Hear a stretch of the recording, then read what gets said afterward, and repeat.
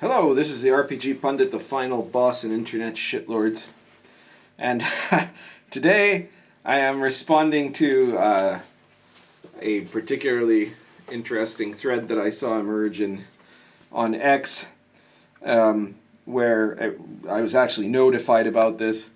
Apparently I was, I don't know if I was called out by name or not, because I never follow any of this, but basically there's a very stupid person, who shall remain nameless, that has made a claim recently about how the OSR are not game designers, right? That they don't actually make anything new. And this is a person who has a kind of pathetic YouTube channel and a kind of pathetic life in general, and who is writing, or has written, I don't even know which of the two, but I'm getting this kind of secondhand, a game of their own that has gone nowhere, right? As opposed to, you know, I make a full-time living off of my RPGs. So, you know, a lot of this is attributable, and this is a guy that everybody knows and hates. You guys, those of you who know who this is, know who it is, right?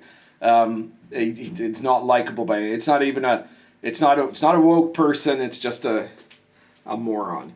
Okay, but one should take a look at this argument, right? Because there are other people who try to claim the same thing, right? I've seen this in many places about the OSR, where the particularly, you know, the kind of the woke anti-OSR gamers, the story gamers, right, who are unbelievably butthurt about the fact that their great design movement that they thought was going to revolutionize gaming failed completely, whereas the OSR has been the most successful design movement in the history of the hobby.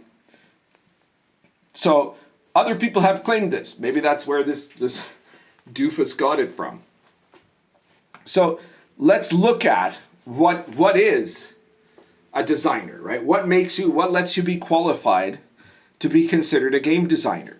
Okay, so a game designer is going to be somebody who is not just repeating something that's already there or something, or commenting on it or something like that, right? A game designer needs to be someone who engages in some form of innovation or presentation, modification to something existing or not, right? Or something completely brand new. Although, in fact, there's really almost nothing in RPGs that is completely brand new. RPGs have a singular source of origin, which is Dungeons and Dragons. And so, in a way, you can see, because there's some people that say, well, you know, like these games are all just Dungeons and Dragons, but you know, this dice pool game that I'm playing is not that. It's totally different, and that makes it much better, right? Well, first of all, it probably makes it worse, because the more you deviate away from kind of the D&D standard, the more likely, not 100% guaranteed, but the more likely it is that what you've made is going to be worse than D&D in terms of whether people will actually want to play it for a variety of reasons that would require its own video. And I think I've already done that video in the past. But beyond that, it's just that the core structure of the RPG, the way that an RPG is formed, all descends from Dungeons and Dragons, and every one of those are just variations of that. To say, like, it might look to you, you might think it's a big difference. Well, you roll dice pools and the other guy rolls a d20. But in practical terms, that's like a minimal evolutionary blip, right? There are only a tiny, tiny handful of games that have gone to levels of originality while still being able to truly be considered an RPG, right? Because story games have deviated so far out of being RPGs that they're not RPGs anymore. They're their own thing, should be judged completely separately. And then there's some other like weirdo avant-garde games that are not really, like a lot of them are just improv games or things like that, right? That is not an RPG. But there are only a very small handful of actual RPG games that have developed some kind of innovation that kind of goes above and beyond, right? So Eric Wujcik's Amber would be one example, right? That one, a true diceless game, a game that in many other respects flipped over everything about design, right? So that is undoubtedly innovative. So unquestionably, a guy like Eric Wujcik can say he is a real designer, right? He designed something that was so far out from standard D&D that it, and yet still absolutely an RPG, that it proved his bona fides, right? Now let's look at what would, for example, not be. Because one of the reasons that this criticism is available against the OSR, the claim that OSR writers aren't game designers, they don't actually design anything, it's because I should probably have done that voice with more of a lisp and a weird like nasal aspiration to it for it to be like the actual guy. But anyway, one of the reasons for that criticism being effective is because the first wave of OSR was in fact not game design, right? First wave OSR is where you had the early people of the OSR took an edition, right? AD&D first edition or Basic Expert or Holmes D&D or the original box, and they rewrote all the rules, but the rewriting was exactly the same. It was just a way to be able to put it in print where they couldn't be sued and where the rules would exist, right? And in some cases, they simplified the language, right? So it wasn't as complicated, or the order, right? So the order of the table of contents, so it'd be easier to look things up. None of that is game design. That's just editing, right? So those guys, the guy who created, I don't know, let's say Swords and Wizardry, if that's the only thing he made, he's not a game designer. He's a writer. He's a game writer. He's copying another game and remaking it and presenting it maybe in a more effective way. But it isn't design, obviously. Design comes into the OSR after that. It comes in the second wave of OSR, where people start saying, well, wait, we can make versions of this that are not one of the originals exactly, but that are derived and inspired from those originals and that introduce new mechanics, right? So as soon as you had the Majestic Wilderlands or Lamentations of the Flame Princess, where they decide, well, let's make this class. It's not a class from old school D&D. It's a new class, but it's reflective of old school D&D. Designed a class. Okay, so designing that class for Majestic Wilderlands, that is design, right? You can then debate whether it's good design, bad design, or how much innovation it actually showed, right? But that is at that point design, right? And the same thing when Ragji says, you know what? Only fighters will get bonuses to attack. Everybody else doesn't, right? That is a decision based on design. His summoning rules, also design, right? Anything he added or anything he changed, that's design. When you change a set of rules to become different, you are designing a new set of rules by definition.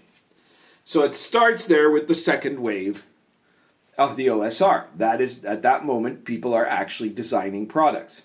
And it goes obviously much further with the third wave, when it's not just products, but it's also entire genre applications, right? So Dungeons and Dragons is obviously not Star Adventurer, but from Dungeons and Dragons I made Star Adventurer, which is a science fiction space opera game. My thinnest game, by the way. It's only about 32 pages, but it's a complete rule set for running very straightforward space opera RPG play, right? Nothing super innovative about it, actually. Some neat things, but the point isn't to be like radical. The point is to make it like as good for generic space opera as possible, right? Invisible College, also obviously not D&D. It's a game that's set in the modern day. You're playing secret agents in an occult war, with most of whom use magic. and facing off against other evil secret societies that want to enslave mankind forever. This is not D&D, but it is clearly an OSR product that is derived from D&D, and it innovates enormously, right? It has a ton of new material in it, new magic systems, new monsters, new rules, new mechanics for advancement, all kinds of stuff. So now you are looking at something that is designed, right? Old school companion, 1 or 3, right? Both of those are full of, it's not actually a game, it's a supplement. But that supplement is full of optional rules, right? That when you're designing optional rules other people haven't designed before, that is design. You're a designer. And in fact, Old School Companion 2, which is the adventure book, that is also design. And I'm going to do a whole other video about specifically about adventure design, because that's its own topic, you know. So this is being a designer. And so in fact, the OSR, far from not having designers, or people that are in the OSR aren't designers, they are now currently the most prolific and the most successful designers in the world, okay? They've been doing more, I mean, in the RPG, tabletop RPG world, right? They have been producing more products, having more successes in Kickstarters and crowdfunders and in bestsellers than anything, right? Than anything else. Third-party D&D is the closest competitor that it has, right? But at this point, you're more likely to succeed. I think they're very close. They're kind of neck and neck. But D&D is declining, right? The sales and the Kickstarters for fifth edition third-party products are losing pace, whereas the OSR is still gaining pace, right? It's growing. It's continued to grow. And that is because of the design, right? That there's no question that there is innovation in everything that's being done, except for a few people who are still just copying clone books for some reason, right? And just changing the title, you know, instead of, it'll be Labyrinth Swords instead, and then Lords and Wizardry or whatever. I think we don't need any more of those clones, but there we are. People still buy them, though. You know, people are funny that way. But obviously, the bird-brained DM is wrong and seething with his own incompetence. The OSR not only is design, but it's the greatest concept of design that you could imagine, because it gets everything right that the story gamers and the Forge got wrong. The Forge proposed that you had to make a radical departure from D&D, right? That in fact D&D was incoherent and it was a broken game, and that if you played it, it would give you literal brain damage, like as if you had been a child abuse victim. That is what the guru of the Forge said, right? He had literally said those words. I'm not exaggerating. It's not a metaphor. That is what he claimed. Okay? And the games that they created were games that were meant to appeal in a very limited range to only a certain group of people. With this theory they had of there were 3 different types of gamers, and that all the problems in gaming were because these 3 groups are incompatible, so they should be playing separately, which is so stupid, right? It's an unbelievably moronic idea. It is something so idiotic that only low-grade academics could possibly believe it. All right. And then the OSR came along, and the OSR has the exact opposite principles. That's the principles I was always arguing for before the OSR even existed. You know, that Dungeons and Dragons is the best model. It is the model of what is an RPG, and therefore emulating Dungeons and Dragons, being similar to Dungeons and Dragons, is beneficial to the product. It's not a deficiency. That's a strength. So compatibility, which is what the OSR really offers, is that all OSR books are compatible with each other, no matter who published them, and they're all compatible, in fact, with D&D, right? Especially classic D&D, but even with like 5th edition products are very easy to convert into OSR or back or vice versa, right? So that is a major benefit. Second, the idea of a unified field of RPG products. That compatibility also means that there is a networking benefit, right? So everybody in the OSR can, it's not like, oh, well, do you play DCC? No, I only play OSE. Oh, so never mind, right? But it won't be that way, because the guy who plays DCC can use all the OSE stuff and vice versa. And the group, it really, in most cases, it barely matters what actual system you are running. Unless you're playing something like very dedicated, right? Like, let's say, okay, you want to play the Invisible College, you're playing it with those rules, what have you, right? Because it is a specific setting. That's what the third wave is about, is setting, So in that case, yes, you would use the Invisible College rules, but you still could pull in tons of stuff from a bunch of other games, right? Other horror games, other supernatural games, all of them OSR games, of course, right? But you could draw in a ton of stuff, and in fact, you can have like crossovers, right? The Invisible College has a crossover at the Red Room store that the Red Room people made that combines the Belle Epoque setting for the Wretched system with Invisible College. So it's basically Invisible College in 1901 and what the agents were doing there, right? And it's a pretty interesting book. It's quite good. So that compatibility is a major feature, right? And essentially, the OSR doesn't have a pecking order, and it doesn't have a hierarchy. It doesn't have a set of dues, right?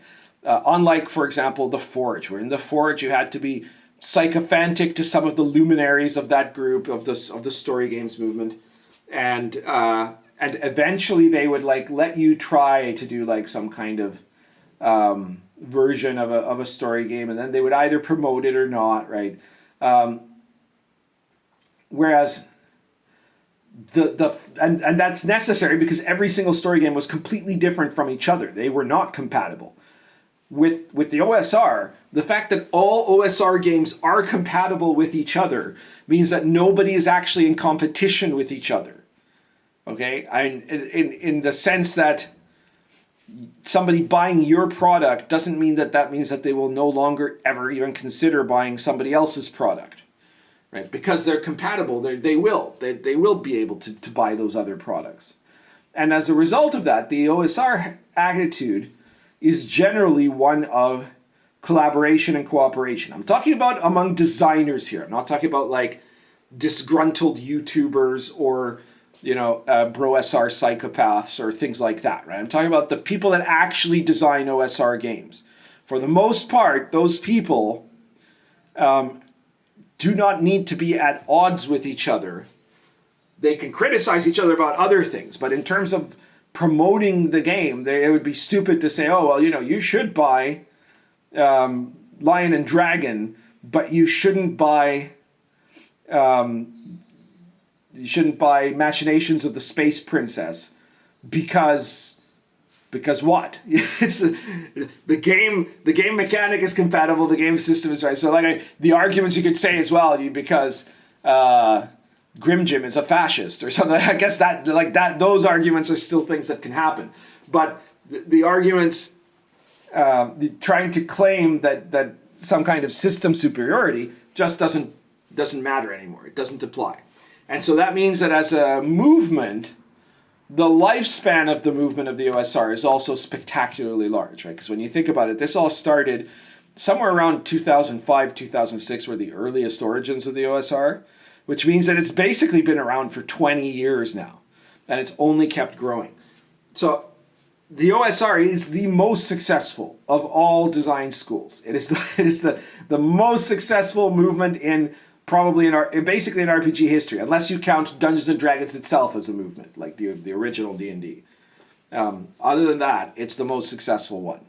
And many of the people in it, obviously maybe not all, because there are some people that don't actually do any actual designing, but in fact, it is a design movement at this point. As much as the first wave people might not always see it that way, everything that's come out that isn't a clone is design, right? So it is a design movement. It's a design movement that is genius because it makes you paint inside a very large box, but still within that box, right? If you make it something too weird, it isn't OSR anymore. So you have to keep it within the boundaries of it being compatible. And then within that, though, you can be as creative as you want. And that restriction actually makes you be more creative, but also in a way that doesn't go off in some tangent that most people won't like, because it's the box is the context of D&D, the context of the D&D rules that everybody is familiar with. So this is the genius of the whole thing, and it happened organically. Nobody came up with it. And there are lots of people that came, or you could say lots of people contributed to coming up with it. But it's what works, and that is why the OSR is absolutely a design movement. And in anybody who isn't, if you're not, I'm not saying everybody should design OSR, but if you are not designing OSR, you need to check why, right? Because if there's no good reason for your game not to be an OSR game, then it probably should be, because being an OSR game will allow it to sell more if that's part of your goal, right? So there could be some really good reason that there's something completely different that you're trying to do that is incompatible with OSR rules, right, or something like that. Then fine, but if not, if you're just thinking that you shouldn't do that because everybody's doing it or something, well, that's stupid, right? Then you're going to end up in your mom's basement or your wife's basement or wherever you are, making a video complaining about how the OSR are not actual designers. I guess that's everything for today. Like I said, in a bit I'll do a video. Well, I've already done the video on adventures, but it'll come after this one, right? So you'll see that in a couple of days. And if you like this video, please share it. Share it anywhere people find it interesting or people will be pissed off about it. And hit the like button, subscribe if you haven't subscribed, and check out all my products. The links to all my products are found in the description of this video. So just expand that tab and check out all my different games. My latest product now is Medieval War Zone Encounters, which is in the Red Room store. It's part of the PUNDIT Files. It's PUNDIT Files number 32, which is a supplement that is basically just a series of very detailed random tables, right, of different scenarios that could happen in different types of combat situations: early medieval warfare, late medieval warfare, warfare engaged in with magical creatures, and also general area encounters of war zones of places that have been ravaged by and devastated by prolonged warfare. So it's a handy set of random tables that can add a lot of good detail to your game. You can only get that at the Red Room store, and it only costs $3.50. So go check it out for just $3.50. You can get that. Also, continue to pick up 101 Sarmatians if you haven't got it yet. If you're playing Baptism of Fire, of course. I mean, I guess you could adapt. Again, that's how compatible the OSR is. You could adapt 101 Sarmatians, which is about a book that is full of details and information and random tables and stuff like that for the Polish aristocracy of the 11th century. But you can very easily turn those into generic NPCs. Oh, hey, it's Domino. Hello, Domino. There you go. You could also very easily turn those into like generic fantasy NPCs for your setting. The tables are still applicable to other stuff nobles are doing. What are you Oh, she's looking out the window. It's late at night already here, and she's looking out the window. So yeah, check all of those out. Check out all my other books. Check out The Invisible College. Check out Star Adventure. Both great books to pick up. The Old School Companion series. Old School Companion 3 is now out. The final book of the Old School Companion series, and the biggest one. You can watch my video describing it. I think you'll find it a very good product. You're so cute, Domino. You're so big, too. You've become such a big girl. All right. I guess that's everything for today. You even got your shot of Domino, so I'm sure you're all happy. Currently smoking. This is a mini church warden, Burlington's anniversary pipe, and Argento Roots.